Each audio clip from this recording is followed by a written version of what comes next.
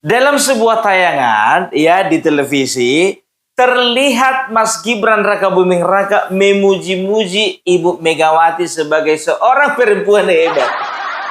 Hebat! Coba bayangkan kalian bagaimana penilaian kalian terhadap adab seorang Gibran Rakabuming Raka ya. Seorang wanita bersama dengan komplotannya menyerang bapaknya baru-baru ini, dikatakan katanya wanita hebat. Mas Gibran untung aja anaknya Bapak Jokowi kau. Kalau sempat kau anak bapakku, nggak tahu aku mau bilang apa. Ini terpuji. Bayangkan kalian ya. Bapak Joko Widodo ya sudah diterpa masalah ijazah palsu, dibilang katanya sama perempuan hebat itu katanya, ya kalau asli tunjukin aja. Gitu aja kok repot. Lihat nih, saya punya banyak sertifikat, asli semuanya. Tapi masih bisa seorang wakil presiden Gibran Rakabuming Raka di tengah-tengah gemelut negeri ini, di tengah-tengah tudingan yang ditujukan kepada ayahanda tercinta, masih bisa dia memuji.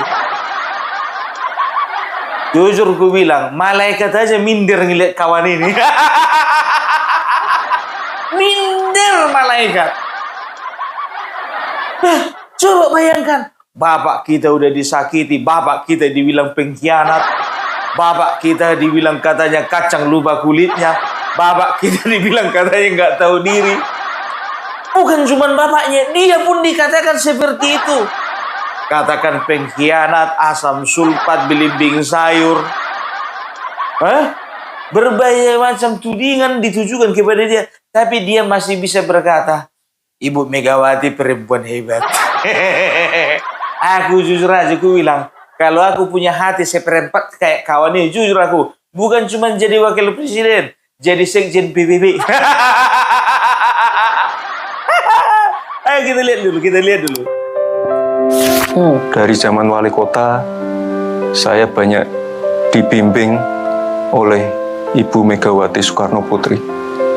Dan saya kira beliau itu luar biasa, perempuan yang paling hebat di negeri ini. Dan sekarang saya bekerja di bawah Pak Presiden Prabowo. Ibu Mega itu selalu menyampaikan ke saya langsung. Biasanya saya main ke rumah beliau, harus sering menyapa warga, mendengar keluhan warga, mencatat keluhan warga, lalu langsung dicarikan solusinya. Itu yang saya lakukan dan itu yang dibimbing beliau dari zaman saya wali kota. Jadi itulah pentingnya belusukan, itulah pentingnya mendatangi langsung sumber-sumber masalah yang ada di daerah-daerah. Jadi sedih kali bah musiknya. Terhanyut aku mendengarkan musiknya. Kalau ceritanya terharu juga, ya kan? Tapi makin tenggelam aku dibikin musiknya, betul. Inilah adab seorang pemimpin. Ya, kenapa beliau menjadi wakil presiden? Sama seperti ayahnya. Kenapa? Karena diserang terus. Jadi sebetulnya Bapak Gibran ini kepengen bilang begini, Ibu Megawati terima kasih ya sudah serang-serang saya. Terima kasih juga buat Deddy Sitorus, Masinton Pasaribu, juga Adiana Pitupulu, Bapak Jarod, Guntur Romli, semua yang menyerang saya. Karena serangan-serangan kalian yang kalian lakukan itulah, makanya sekarang saya lolos jadi wakil presiden. Monggo kalau mau diserang lagi ya. Nanti sampai tahun 2029 serang terus. Dan pola-pola inilah yang dilakukan oleh AHY. Ya, biar tahu kalian ini makin panas ya, ini makin vulgar ya. Bahwasanya ijazah Bapak Joko Widodo yang dikatakan kata Roy Suryo palsu, di belakang mereka dicurigai ada si biru, kan begitu. Yang biru mana ini, biru tua atau biru muda? sama-sama biru tua, cuman yang satu Mercy, yang satu lagi lambangnya perahu. Yang mana satu itu? Yang lambang Mercy. Karena yang lambang perahu lagi karam. Perahunya bocor. Uangnya habis gara-gara pilpres. Siapa yang bikin? Anies. Ketua umumnya siapa? Surya Paloh. Jadi yang biru lambang Mercy itu ya, ini yang dikhawatirkan ya, nasibnya bakalan sama gitu loh seperti PDIP, akan kehilangan kepercayaan rakyat ya. Jadi bisa dikatakan ya, mereka ini kan selalu membangga-banggakan apa yang dilakukan oleh SBY dulu ya. Ada kemarin itu pidatonya si AHY itu. Ada yang kangen SBY? Ada yang kangen SBY? Ada yang kangen SBY? Ada yang kangen kebijakan-kebijakannya? Ada. Yang jauh bukan masyarakat tapi kader. Semua yang menjauh partai orang yang pakai baju biru.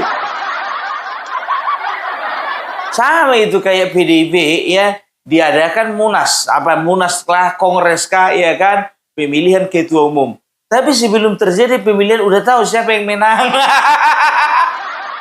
Dia lagi. Ya kan? Nah, apa kata si Hasto? Rakyat sudah memilih, bahwa rakyat menentukan pilihannya Ibu Megawati tetap menjadi ketua umum.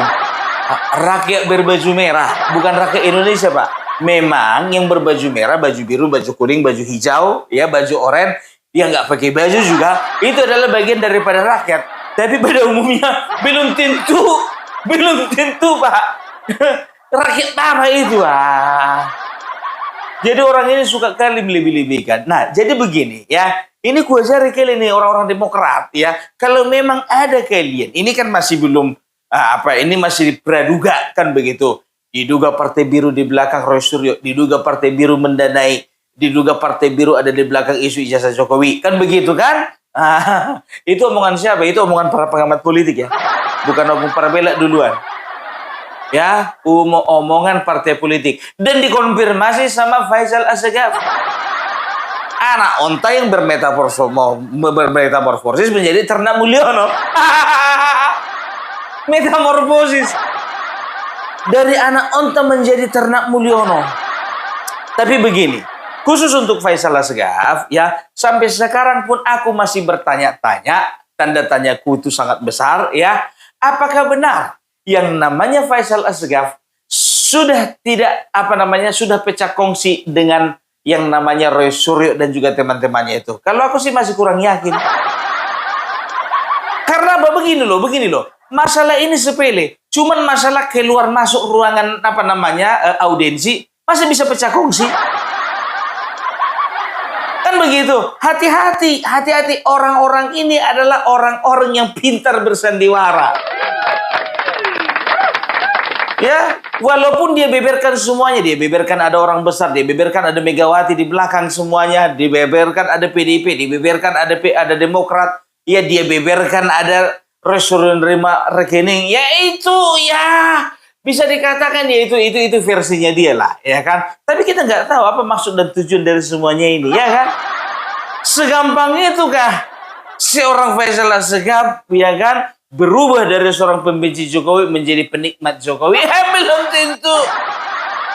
Tak segampang itu. Iya kan? Nggak gampang gitu loh. Ya, sama kayak kemarin Bapak Joko Widodo dengan Bapak Prabowo. Dikatakan katanya pemberian amnesti itu adalah tanda bahwasanya Bapak Joko Widodo sudah mulai dijauhi oleh Bapak Prabowo. Ternyata enggak. Politik tingkat dewa. Ya kan begitu. Nah, sekarang begini, mereka memakai pola-pola yang sama. Kita tinggalkan dulu Faisal Assegaf. Ya. Karena udahlah ya, biarlah dia ini menjadi apa? Menjadi justice collaborator. Justice collaborator. Bagi siapa? Ya bagi masalah ini. Mau benar, mau enggak pernyataan-pernyataannya itu ya terserah lah ya. Yang penting dia sudah terlanjur mengkaitkan masalah ijazah ini dengan yang namanya Demokrat. Nah, kalau memang ini terjadi, ya berarti Demokrat ya itu mengadopsi cara-cara yang dilakukan oleh PDIP. Apa itu? Menyerang. Tapi ini lebih kejam. PDIP nggak pernah itu ya nanya-nanya soal ijazah, paling nyindir-nyindir aja, ya kan, menyindir-nyindir ya pribadinya, menyindir-nyindir langkah-langkah politiknya. Tapi kalau menyindir kebijakan-kebijakannya waktu 10 tahun kemarin nggak berani mereka. Karena apa? Ya karena mereka berjalan bersama. Kan begitu, ya kan? Bergandengan tangan. Sepanjang jalan kenangan, mereka selalu bergandeng tangan. Selama 2 periode, mereka selalu menikmati hasilnya. Jadi mereka nggak berani kalau bicara tentang kebijakan, mereka nggak berani, ya kan? Coba yang ngomongin masalah WUS ada. Paling cuma sekelas Ferdinand Hutahayan. Kalau itu kulit-kulit arinya itu. Ya, bukan kulit tebal, apalagi inti enggak kulit ari. Ya, tahu PDIP setelah periode kedua Bapak Joko Widodo kan begitu, loncat. Sekarang sosok nyerang dia, hati-hati. Nanti kau menyerang, kau kena skak kau, ya kan? Nanti dibilang katanya contohnya, ya kan, kemarin itu kalau nggak salah siapa namanya itu Bestari Barus, ya kan, mengatakan bahwasanya ya Bapak Joko Widodo itu adalah orang yang tidak berpihak kepada rakyat, kan begitu, melakukan kebijakan-kebijakan yang tidak pro rakyat. Ditanyalah sama dia, waktu kemarin itu, kau udah gabung atau belum? Mati kutu dia. Nah sekarang begini ya. Kalau memang Demokrat ya meniru atau mengadopsi cara-cara yang dilakukan oleh PDIP ya, yaitu terlalu ofensif, terlalu menyerang ya, dan juga bisa dikatakan ini berbahaya kalau memang sempat mereka ada di balik isu ijazah ini ya, ini sangat berbahaya. Karena apa? Sudah bisa dipastikan, hampir bisa dipastikan mereka akan tenggelam bersama-sama. Tenggelam bersama-sama, sama-sama tenggelam. Apa bedanya, Bung? Kalau tenggelam bersama-sama berarti areanya sama. Kalau sama-sama tenggelam, satu di utara, satu di selatan. Nah, ini ada posisi rawan ini kalau aku bilang sama kalian. Kenapa bilang? Contoh, ya. Kita mulai saja dulu dari PDIP, ya. Aku akan bikin perbandingan Partai Golkar, Partai PDIP, Partai Demokrat, dan juga ya Partai Gerindra, ya. Nah, di tahun 99 ya, 99 itu pemilu pertama setelah reformasi ya, PDIP itu mendapatkan persentase suara itu 33% loh. 33% ya. Bayangkan kalian ya betapa besarnya kepercayaan masyarakat kala itu. Nah, ketika masyarakat menaruh kepercayaan ya, tapi di parlemen mereka memilih Gus Dur sebagai presiden. Kan begitu, karena memang bisa dikatakan belum tentu pemenang pemilu dia yang akan jadi presiden, karena bukan pemilihan langsung, kan begitu. Nah, kita nggak tahu ya apa yang terjadi. Terjadilah Bapak Gus Dur lengser karena kudeta. Oh, apa yang terjadi? Ya udah terjadi aja lah.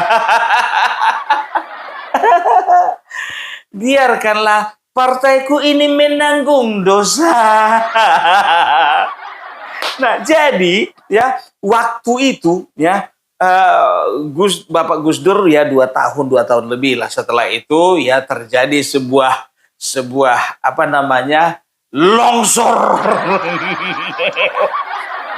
Dan aku tidak tahu siapa yang menyebabkan longsornya Bapak Gus Dur. Bukan lengser, longsor. Ya, menurut undang-undang ya Megawati yang naik menjadi wakil presiden menjadi presiden, kan begitu ya. Nah, sisa daripada pemerintahan yang ada pada waktu itu ya, Megawati ternyata tidak menjawab ya kerinduan hati masyarakat itu. Dan bisa dikatakan Megawati nggak bisa jadi jawaban. Nggak bisa jadi jawaban, gitu loh. Ya, bukannya membangun ini dan itu, malah jualan. Kan begitu. Ya, bukannya kasih solusi, ya tahu sendiri lah BLBI. Ya kan? Akhirnya masyarakat kehilangan kepercayaan. Nggak tahu ya peraturan dari mana, nggak tahu ini keinginan hati siapa, ya kan? Tiba-tiba ya pemilihan presiden langsung oleh rakyat. Tapi nggak apa-apa, itu ada positifnya. Jadi mungkin waktu itu Megawati, ya saya kurang tahu apakah Megawati waktu itu ya berpendapat bahwasanya partainya masih akan mendapatkan kepercayaan daripada masyarakat, makanya ya tiba-tiba berubahlah pemilihan suara pemilihan presiden itu secara langsung, ya kan? Berarti kalau misalnya mendapatkan kepercayaan dari publik terhadap partai tersebut, ya hampir bisa dipastikan ya ketua umumnya yang menjadi presiden atau capresnya yang menjadi presiden. Kan begitu ya. Ternyata kecelakaan politik. Waktu itu dia kira SBY nggak ikutan. Ternyata diam-diam SBY ikutan. Makanya ada istilah bahwasanya dia mengatakan bahwasanya SBY pengkhianat. Tapi jujur aku bilang ya, berapa kali Pendana Beben ya mengatakan siapapun yang keluar dari PDIP ataupun mengkhianati Megawati, maka ya dia akan karam secara politik. SBY 2 periode jadi presiden. Bapak Jokowi Widodo keluar dari PDIP, coba anaknya jadi wakil presiden. Marwarar keluar dari PDIP, jadi menteri. Jadi yang dibilang Pendana Beban itu mitos. Mitos itu cerita rakyat. Ya kan? Nah, ya akhirnya tergeruslah mereka ya. Muncul harapan baru yaitu SBY ya pada tahun 2004. Ya, 2004, 2009 ya SBY bisa dikatakan naik daun lah ya, naik daun. Nah, ini adalah menjadi tahun kegelapan bagi Partai Demokrat, PDIP. 99 mereka mendapatkan suara itu 33%. Ya, 2004 menukik tajam menjadi 18%. Artinya apa? Artinya mereka kehilangan 15% suara rakyat. 15% bukan sedikit itu. Banyak, hampir separuh. Bayangkan kalian pemilih PDIP hampir separuh hilang. Hilang. Karena sudah hilang kepercayaan dan melihat ada harapan baru kan begitu ya. Waktu itu Demokrat 2004 begitu keluar partainya, biar tahu kalian, itu perolehan suara itu masih 7%. 7% tapi mampu memberangkatkan seorang SBY menjadi presiden. Itu. Karena koalisi. Tapi kalau ya koalisi tapi mendapatkan kepercayaan masyarakat kan begitu ya. Dari 99 suaranya 33% menukik tajam menjadi 18% ya kan. Setelah itu tahun 2009 ya Partai Demokrat yang tadinya dapat 7% suara tahun 2004 naik melambung tinggi menjadi 20%.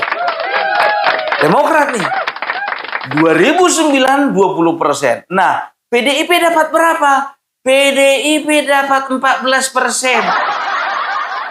Bayangkan, dari 33% turun ke 18%. Dari 18% turun lagi 14%. Tahun kegelapan. Gelap. Suram. Sunyi sepi. Sunyi sepi sendiri. Karena ditinggal pemilih.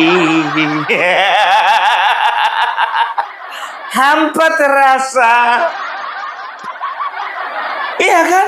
Demokrat waktu itu mendapatkan 20%. Kan begitu, ya kan? Nah, kalau untuk Golkar, ya standar-standar aja lah.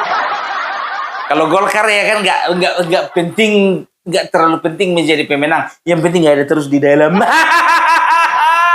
Mau ranking 1, mau ranking 2, mau ranking 3, yang penting di dalam. Ya, nah setelah itu ya kan 2014. Ya, ini dia. Ya, PDIP waktu itu harus gambling, harus bertaruh. Siapa yang harus maju menjadi calon presiden? Megawati kah atau Joko Widodo? Pilihannya antara dua. Kalau Megawati, maka suara akan makin merosot tajam. Tapi kalau Joko Widodo, karena dia menjadi pusat perhatian, ya oleh New York Times dia menjadi wali kota terbaik, ya sedunia, ya bisa dikatakan ya masyarakat Jakarta juga kepemimpinan di Jakarta itu seolah-olah menjadi display di bangsa ini bagaimana Joko Widodo ini sebetulnya bisa diharapkan untuk memimpin bangsa ini. Ya walaupun di awal-awal Bapak Joko Widodo itu ya saya kan manusia biasa. Oh, apa capres apa itu capres belum lah. Kan begitu. Nah, memang ya waktu itu ingat ini. Ingat. 2012 ya, 2012 sebetulnya Bapak Prabowo lah yang membawa dan juga menyetujui Bapak Joko Widodo menjadi gubernur di Jakarta. Kalau Megawati waktu itu, ya dia itu bisa dikatakan lebih ke Foke, ya Fauji Bowo, ya. Jadi sebetulnya bisa dikatakan Bapak Joko Widodo berhutang budi bukan ke Megawati tapi ke Prabowo. Mau tahu buktinya? Ini ada buktinya. Gampangnya itu kalau masalah bukti. Sama aku lengkap. Saya pernah dengar sendiri dari beliau. Pak Jokowi itu mengaku Pak Prabowo itu betul-betul teman baiknya. Teman baiknya itu kan pertama. Dan dia lebih dulu kenal Prabowo kan, secara dekat daripada betul. Mega. Beliau kan yang kemudian Prabowo karena membawa Pak Jokowi ke DKI. Nah ini menarik nih. Jadi tolong didetailkan buat Mas Topo, Mbak Topo nih yang mungkin nggak tahu bahwa dulu sebetulnya PDIP mau calonin gubernurnya Foke dan terutama almarhum Taufik Kimas itu sudah sangat kuat. Ya. Tapi kemudian Prabowo yang bawa Jokowi ke Ibu Mega dan harus deal dengan Pak TK juga ya. Betul. Bisa cerita tuh gimana ceritanya? Ya. Jadi udah jelas ya. Yang membawa Bapak Joko Widodo ke Jakarta itu, ya, yang dapat restu 100% itu, ya, adalah Bapak Joko Widodo mendapatkan restu daripada Bapak Prabowo. Nah, kan begitu? Nah, ternyata, ya Megawati nggak selera kian lihat Bapak Joko Widodo. Walaupun itu kadernya sendiri. Karena dia lihat apa sih dari kampung? Bu, itu kader Ibu loh. Iya, tapi kayaknya nggak menjual deh. Dari potongannya aja nggak cocok on desa. Iya Ibu, tapi ini Bu, ini kader Ibu loh Bu. Tapi Bapak Prabowo bisa melihat jauh ke dalam bahwasannya Bapak Joko Widodo punya potensi menjadi pemimpin. Kan begitu? Tapi itulah dia, ya kan, walaupun Bapak Prabowo yang membawa, ya kan, tapi nggak tahu entah kenapa ceritanya, ya seolah-olah di sini yang punya nama itu, yang dapat nama itu Megawati. Ya kan? Nggak tahu aku, maunya kurang semangat itu Bapak Joko Widodo masuk Gerindra gitu loh. Nah, karena memang kadernya kader PDIP, oke lah, didukung lah, sama-sama kerja loh rakyat, dan ternyata berhasil menjadi gubernur. Kan begitu. Nah, oleh karena restu dari Bapak Prabowo inilah, akhirnya Joko Widodo bisa melakukan pekerjaannya selama 2 tahun, dan setelah 2 tahun itu dilirik. Mulai nih, ya kan? Karena apa namanya? Karena dia kader PDIP, ya PDIP mulai dapat nama. Ya karena dia kader PDIP, ya kan, petugas partainya Megawati dapat nama. Tapi akhirnya 2014 ini PDIP dilema, ya kan? Antara mau memajukan Megawati atau memajukan Joko Widodo, kan begitu. Ya kan, itu gue bilang tadi, kalau Megawati mereka melihat, ya kan, tahun 2009 perolehan suara 14%. Bisa-bisa kalau Megawati, ya perolehan suara bisa turun menjadi 8%. Tapi kalau Jokowi, ya kan, ini ada kemungkinan besar ini, perolehan suara ini bisa besar ini, kan begitu. Akhirnya, ya Megawati nggak mau ngambil risiko. Nggak mau ngambil risiko, dimajukanlah Joko Widodo. Akhirnya mereka menang. Joko Widodo Yusuf kalah. Kan begitu. Perolehan suara gimana? Yang tadinya 14% naik jadi 18%. Naik. Udah aku bilang naik 18%. Jokowi efek. Iya kan? Nah, 2019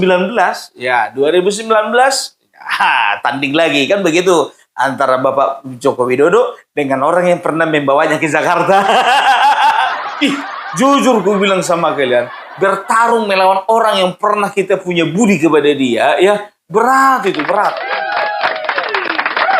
Tapi cemana? Harus nurut, namanya juga petugas partai. Bertandinglah kedua kalinya 2019, ya kan? Akhirnya apa? Akhirnya Bapak Joko Widodo menang lagi dan PDIP naik lagi suaranya menjadi 19%. Dari 18 ke 19%. Nah begitu ada masalah. Iya kan? Tadinya Joko Widodo telunjuknya ke yang ubanan berkerut di sininya. Ganjar. Akhirnya telunjuk itu, ya kan, belok tiba-tiba. Prabowo. Ya kan, gak jadi ke Ganjar, ke Prabowo. Ya, nah dari situ biar tahu kalian, ya, perolehan suara PDIP dari 19% turun ke 16%. Jokowi efek negatif. Ya. 2014-2019 mereka mendapatkan efek positif dari Jokowi. 2024 mereka mendapatkan efek negatif dari Jokowi. Karena Jokowi keluar dari lingkaran mereka. Kan begitu? Nah, bagaimana dengan Demokrat? Nah, hati-hati.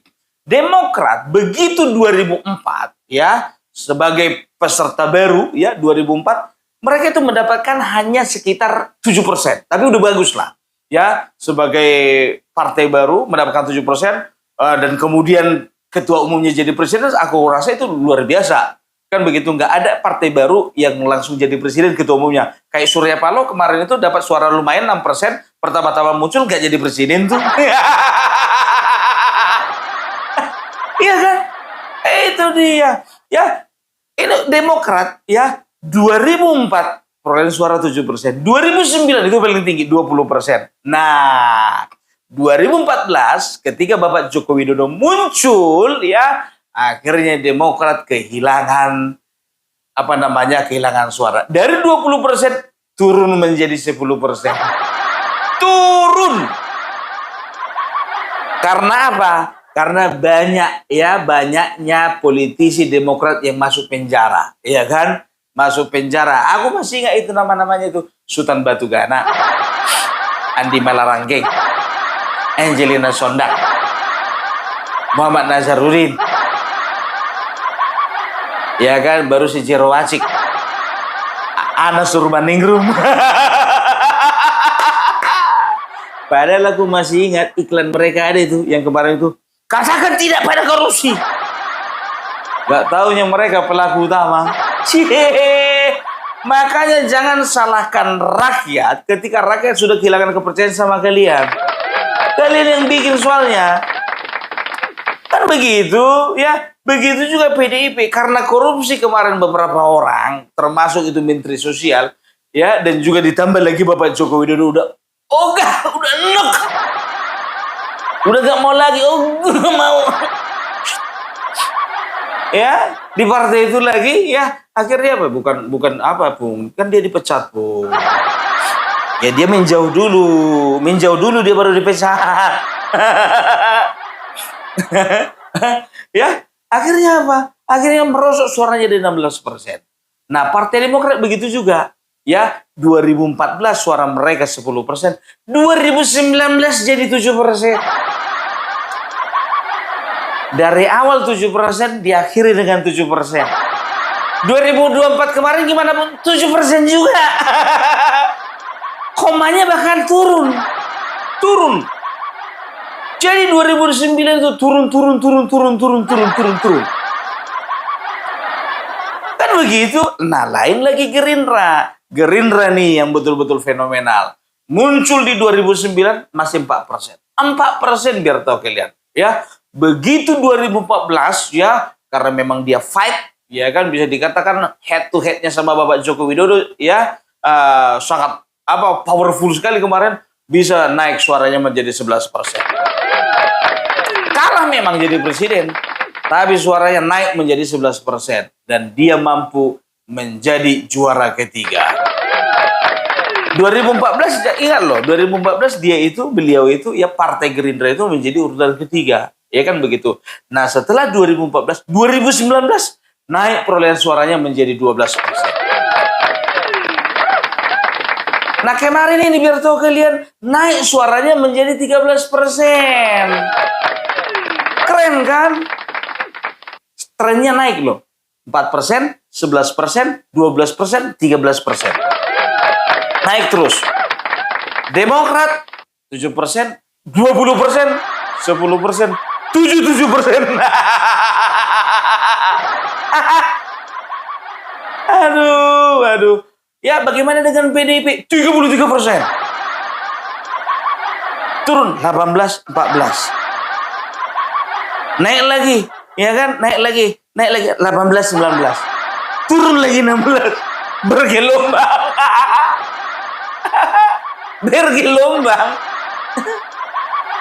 Kalau Demokrat ya kan fenomena gunung berapi. Naik begitu meledak, turun semuanya, erupsi.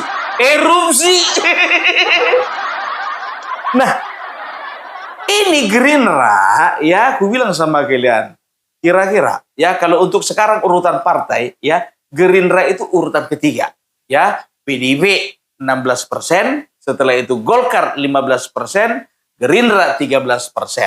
Kalau Golkar ini nggak perlu ditakuti nih, ya kan udah aku bilang tadi, ya kan selalu puas di posisi runner up. Nggak peduli siapapun presiden, yang penting dia di dalam. Itu dia. Iya kan? Nah, ini Gerindra ini mulai ditakuti nih. Ya kan? Mulai ditakuti karena apa? 13% ke 16%. Apalagi ada Jokowi efek, tidak ada lagi di dalam PDIP ya. Itu bisa jadi seperti yang diramalkan oleh Ripka Ciptaning ya, bahwasanya ada kekuatan yang mengusahakan ya PDIP menjadi 7%. Pernyataan kapan itu? Pernyataannya di tanggal 27 Juli kemarin. Sudah mulai menerka-nerka dia. Kok pesimis amat sih, Mbak? Optimis dong. Itu dia. Nah, ini Demokrat bukannya bilang apa? Ketika mereka masuk ke dalam lingkarannya Bapak Joko Widodo ya, mereka itu mulai mendapatkan kepercayaan masyarakat. Itu yang aku perhatikan. Tapi ku perhatikan mereka ini udah gak sabaran. Mereka itu terburu-buru untuk ngejar 2029. Kan begitu. Karena apa? Karena memang ambisi partai ini memang besar sekali. Kemarin aja 2024 sebetulnya orang ini sudah masuk ke lingkarannya si Anies. Masuk ke lingkarannya si Anies biar tahu kalian. Anies sudah diundang ke partainya, ya kan? Ya, dan juga kemarin itu sudah komitmen sih sebetulnya siapa namanya itu AHY ya kan, siapapun wakilnya si Anies mereka siap terima. Ternyata ya itu kata-kata bersayap, ternyata dia sebetulnya ingin menunjukkan kata-kata itu kepada dirinya sendiri. Ternyata dia nggak dipilih. Ya ini dia kita dengarkan. Mas Anies sebagai capres kita. Dan Demokrat berada dalam posisi siapapun nanti yang akan dipilih oleh Mas Anies, Demokrat akan tetap bersama dengan koalisi perubahan ini. Itu tadi, kalau kita bisa mendengarkan penjelasannya, misalnya si A karena kriteria 1 oke, 2, 3, 4, 5 plus 0 tadi oke semuanya, siapapun itu orangnya, Monggo. monggo.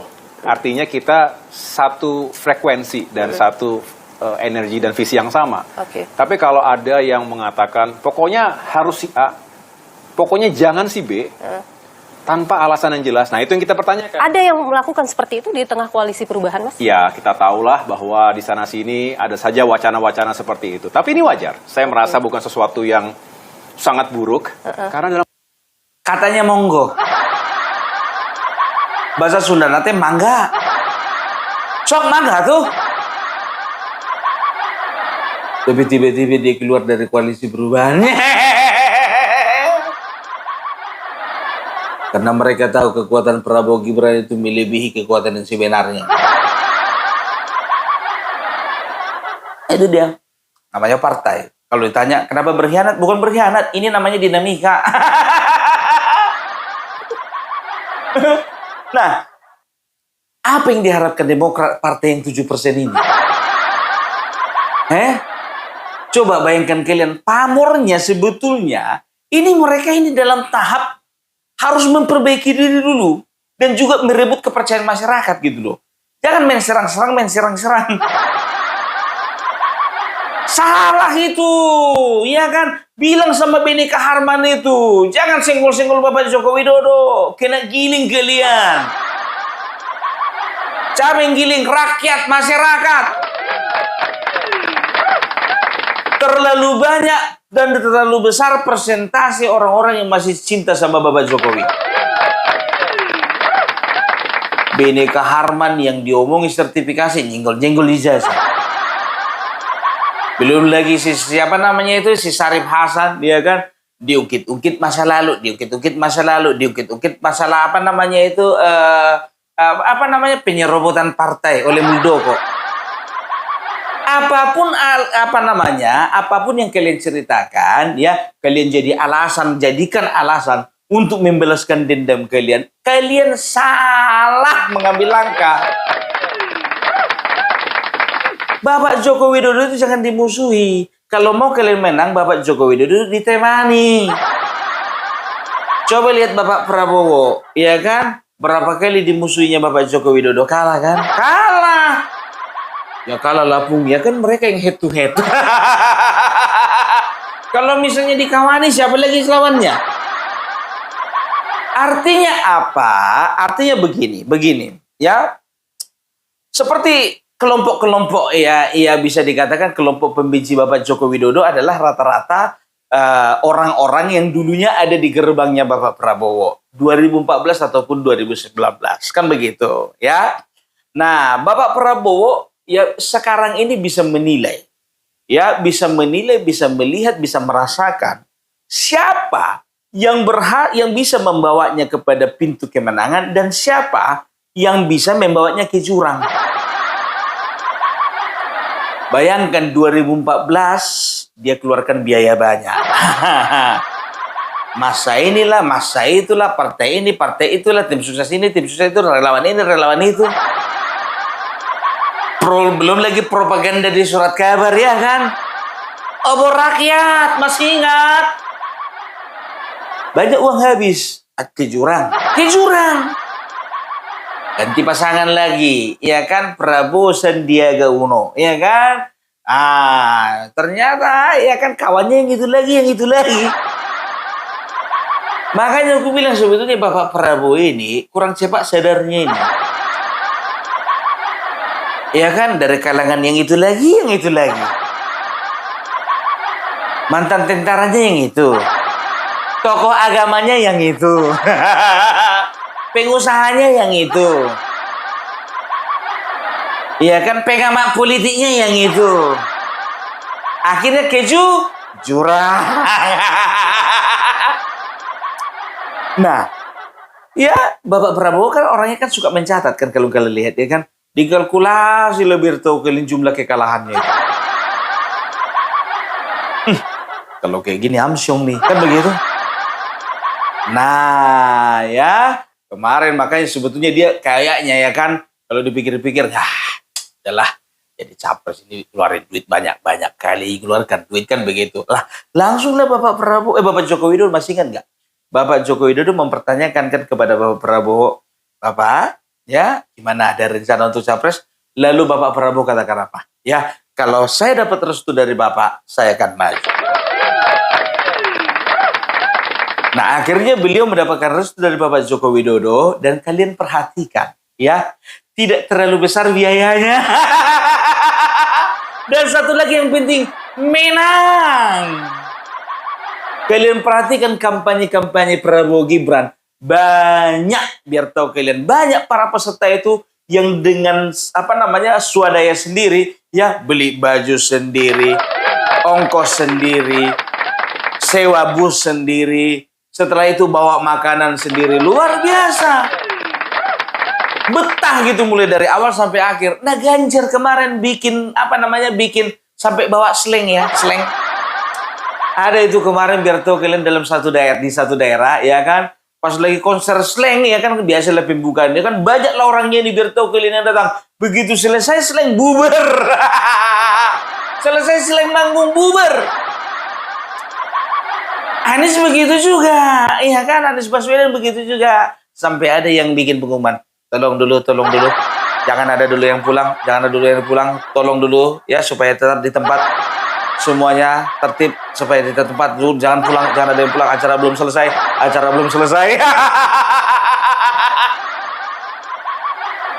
Tapi waktu kampanye Prabowo Gibran mana ada kayak gitu kejadian. Ya udah jelas ya, jadi itu ya, aku bilang sama kalian, Demokrat hati-hati ketika kau menyerang Bapak Joko Widodo dan juga ketika kau memusuhi Bapak Joko Widodo. Apa yang terjadi sama PDIP itu juga terjadi sama kalian. Jangan coba-coba lakukan tindakan bunuh diri. Karena apa? Itu dosa. Dosa itu. Udah dosa, kita yang rugi kan begitu ya. Nah, jadi itulah dulu dari Opung Parbela ya. Jadi menurutku ya, hati-hati Demokrat ya. Anda itu belum punya suara kalian itu belum signifikan. Suara kalian itu masih 7%, kan begitu. Nggak usah kepedean lah. Kalau kemarin memang SBY mendapatkan simpati dari masyarakat, tapi saat ini rakyat udah tahu penyakit-penyakit kalian di masa lalu. Ya, dan langkah yang keliru ketika kalian ya membuat permusuhan terhadap Bapak Joko Widodo dan juga keluarganya. Oke? Itu dulu dari Opung Parbela. Salam NKRI harga mati.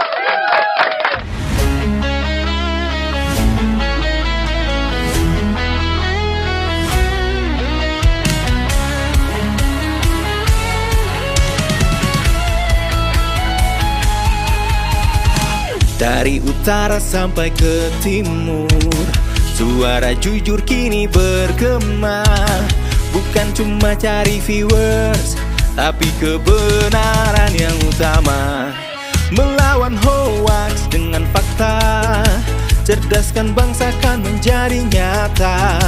Satu nusa, satu bangsa, bersatu lawan penjajah logika. Kami adalah YouTuber Nusantara, bersatu untuk lawan hoax bersama. Tak gentar terus berkabar untuk bangsa demi masa depan Indonesia.